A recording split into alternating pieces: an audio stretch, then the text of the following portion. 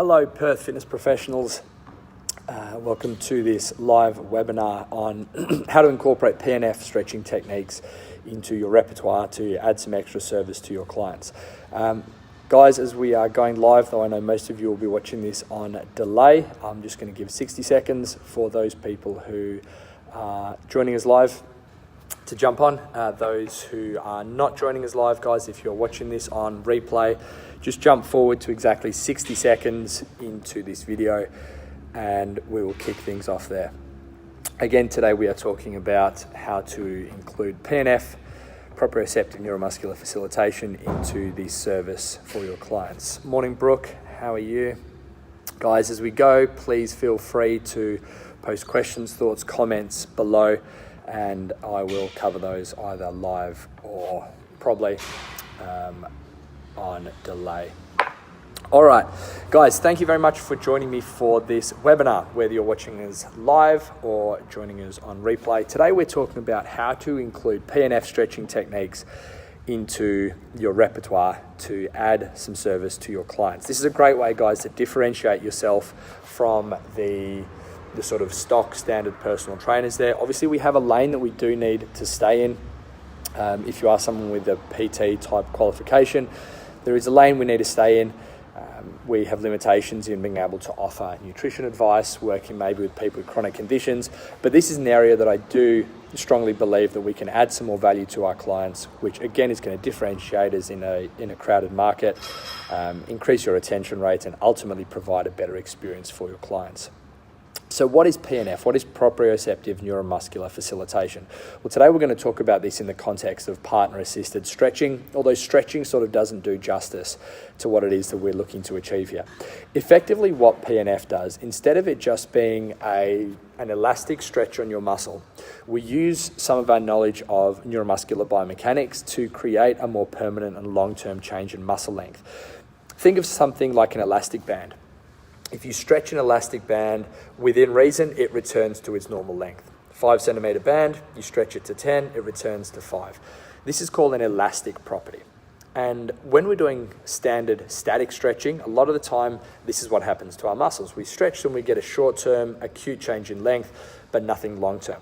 Now think of something like a piece of Glad wrap or something like a plastic bag. When you stretch that piece of Glad wrap, it stays at that length. This is what's called, in physics terms, a plastic property. There's a permanent change in length which has taken effect. And PNF is one of the most effective methods of achieving this in our clients. Let's take a step back. What we're looking to do with PNF, the ultimate aim is to improve your mobility, to improve your flexibility, to improve the range of the joint, which has a series of benefits which I'll talk through in a moment. Of course, this is only one side of the equation because we have stability as well. Your stability is your ability to resist movement. Your mobility, which is what we're talking about today, is your ability to allow movement. And you've got to understand that both are important in their own context. We need both because we need to create movement, but we also need to create structure. And there are certain joints and structures in our body which we need to work more aggressively to build more mobility or more stability. And they tend to sort of alternate up the body. We need more stable knees, but more mobile ankles. We go further up the chain, you need more mobility, more stability through the lumbar spine, more stability through your scapula, more mobility through your thoracic spine, generally speaking. So let's get into the PNF. As I said, guys, this is a form of stretching that improves what I'm going to call, and it's not the best term for it, but functional flexibility at a joint. That ability to have movement, to have mobility there, but to actually be able to use that. There's no point just having good range, but not being able to do anything with it. Flexibility is the ability to do the splits, whereas your mobility is the ability to take your legs into that position without gravity pushing you down and actually generate and create strength in that range. One of the real beauties of partner-assisted PNF, or even solo PNF, which you do not get from standard static stretching, is your ability to actually increase force generating capacity through the muscles that we are using PNF on. Now, of course, ordinarily you stretch a muscle, at least acutely in the short term, it reduces the ability of that muscle to produce force. However, chronically, in the long term, there is a way that PNF can actually increase the force generating capacity around a joint. And we'll talk about how that works in a moment. Let's talk about the benefits. Why should you be including this? Three main things that I think we need to look at. The first is that by doing these PNF techniques and having more mobility, more usable functional mobility around a joint, you can get into better force generating positions, which means you are better able to overcome gravity. Let's look at something like a front squat, for example. If someone is doing a front squat and they've got a beautiful upright torso position because they have the ankle mobility, they have the mobility around the knees and hips and the thoracic spine to be able to allow that, when they squat, if your load is sitting here at the tips of my fingers, when this person squats, they go down to the bottom of the squat, they stand that squat up, that bar path is nice and vertical. So the bar hasn't had to travel far to get from the bottom of the squat back to the top. You look at someone who's lacking mobility around, for example, the ankles, and because the ankles are tight, the hips push back, which we'll talk about in a moment, it changes the movement pattern, and now instead of someone being able to squat nice and vertically, they're having to cantilever forward with all these compensatory patterns. What happens now is not only does the bar have to overcome the same vertical movement or distance or displacement, but it has to travel back this way as well. So if we think of this as a right angle triangle, someone with really good mobility from PNF is going to be able to not have to travel as far as this person who has to undo these bad positions to be able to stand it up. So more force is going to be generated upwards against gravity. The second real benefit is less of these poor compensatory patterns up and down the chain. So again, like I just spoke about, if we look at someone with very tight ankles, so they're lacking ankle dorsiflexion. If they're lacking that ankle dorsiflexion, and they try and squat upright, they're going to fall over backwards. So they compensate.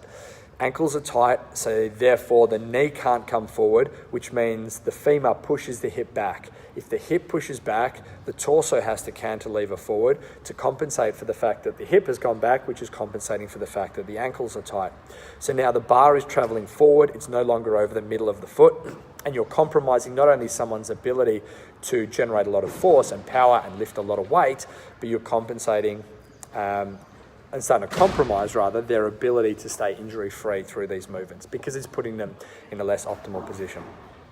The final benefit of PNF, and this is one that really is unique to PNF and you're not going to get from a standard static stretch or a lot of other flexibility type approaches, and this is increasing the range of force production. So let me talk you through this. To understand this concept, we need to understand the length tension curve. The length tension curve basically tells us that when a muscle is very short, so it's fully contracted, it's not able to generate a lot of force. When a muscle is very long, it's not able to generate a lot of force. And without going into too much detail, it basically comes down to the little overlapping structures in your muscles. When they're not overlapped much at all, it's hard to generate force. When they're super overlapped and interlocked, it's not easy to generate force, and there's a sweet spot, that Goldilocks area in the middle there. So if you look at something like a bicep curl or a flexion of the elbow, at full elbow extension, I can't generate a lot of force through my bicep. At full flexion, I can't generate a lot of force. There's a sweet spot somewhere in the middle there. And you can see this. If you're trying to open a jar and it's a tight jar, and you're trying to get the lid off, you don't do it with your arms out straight. You do it in this 90-degree flex position. You just naturally go into that. What PNF does, because it's not just a static stretch, it fattens the length tension curve. What does that mean? Let's graph the amount of tension that a muscle can produce. Let's just call that the amount of force or strength it can produce, and the length of that muscle. Let's plot what this looks like. When your muscle is short, down here, you're not able to produce much force. When your muscle is long, up here, you're not able to generate much force. In the middle of the range, you can generate a lot of force. So this curve would look like an inverted U. It's that parabolic type shape. When your muscle is short, force generating capacity is low. When the muscle is in its mid-range, force generating capacity is high. When the muscle is at its extreme end of range, at length, force generating capacity is low again. What does PNF do? It fattens this curve. So what it means is that as you do PNF, you're actually doing some contraction techniques that I'll talk about in a moment as we go through the actual process. Instead of the curve looking like this, the curve now gets fatter and looks like this. The generating capacity is not any higher. You cannot generate more force in the middle of the range, but you can towards the edges. Let's look at an example like an overhead press. We know this is a movement where a lot of people suffer from a lot of mobility type issues. Because they're so tight, they're sitting right at the end, at the bottom here of this length tension relationship. Because they're sitting down here, they can't generate a lot of force. Imagine now that we do some PNF techniques on the shoulders through shoulder flexion of this person. So you're starting to get some PNF on the shoulder extensors to give yourself more flexion. What happens is that curve fattens, and whereas the person was once really tight here at the bottom of this length tension curve, unable to generate force, they now have some freedom to move there. The curve has fattened, and now they can generate a lot more force. So for people who are chasing performance benefits and stretching maybe is not very sexy, this is a good way to sell to them the benefits of doing this PNF to create not only a functional change in length, but a functional change in strength generating capacity.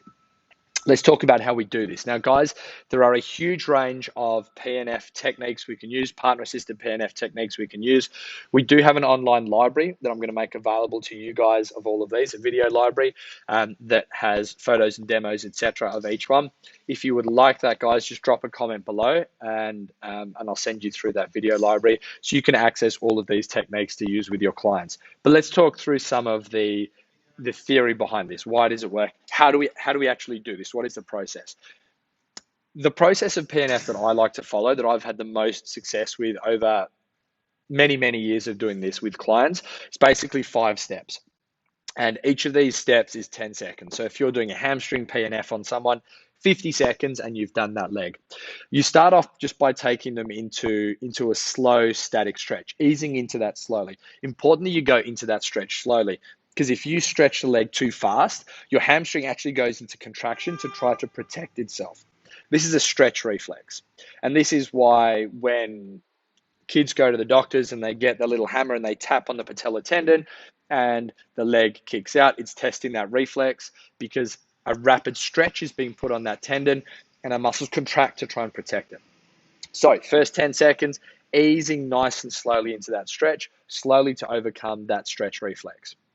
After 10 seconds there, when the muscle is nice and relaxed, we're going to do what's called an antagonist contraction. This means that you are contracting the opposite muscle to the one that we are trying to gain more length in. Again, using the example of a hamstring, we stretch the hamstring, lengthening the muscle. We then, stretcher will go hands off. The person being stretched will then try and pull their leg up even further, activating those muscles involved in hip flexion. Now, when you turn on a muscle at one side of the joint, our body creates what's called a reciprocal inhibition, which means you're turning off the muscle on the opposite side of the joint. So when we're contracting our hip flexors, our quads, our rec fem, our psoas, to take your leg into flexion, it causes a reciprocal inhibition, a turning off of the hamstring. And of course, if we turn the hamstrings off, when we then reapply a static stretch, which is the third step after 10 seconds of pulling away on their own, we reapply that static stretch, the hamstring will have relaxed a little bit more. We've turned it off. We've inhibited the contraction in that hamstring, and we're now creating a more permanent change in length. 10 seconds static hold. Step 4, the fourth 10-second block of this is an agonist contraction. So this is where we're at end of range through the hamstring or whichever other structure we are doing your PNF on. We're at end of range. And now the person being stretched is actually going to push against you. They're going to fight against you, not as hard as they can, maybe 20, 25, 30% max force. So you've got them there in that hamstring stretch. They'll push against you. So we're at end of range of hamstring and they're activating that hamstring. This is now creating what's called a Golgi tendon reflex. There are these little structures in the muscle tendon unit called Golgi tendon organs. And when you're contracting a muscle, at the same time as it's at its end of range, at the end of that 10 seconds, then they then relax. You reapply that static stretch, and there'll be a further relaxation of the muscle. You'll hold that static stretch for 10 seconds, and there is your 50-second protocol for PNF work. Again, if you're interested in some practical pictures, videos, and descriptions of these, let me know, guys. Just drop a comment below and I'll send that online video library through to you so you can start implementing these with your clients. Guys, this is a really powerful way of not only improving flexibility, but because flexibility in a vacuum is not really worth much, your usable range around a joint. Not only improving your ability to get into good positions, therefore stay injury free, but also fattening that length tension curve we spoke about to be able to increase the force generating capacity around certain joints in your body. Guys, I hope you found this interesting. There are a lot of techniques we can use here, a lot of hands-on techniques which are really going to add some value to your clients. Again, drop a comment below and I'll send that library link through to you.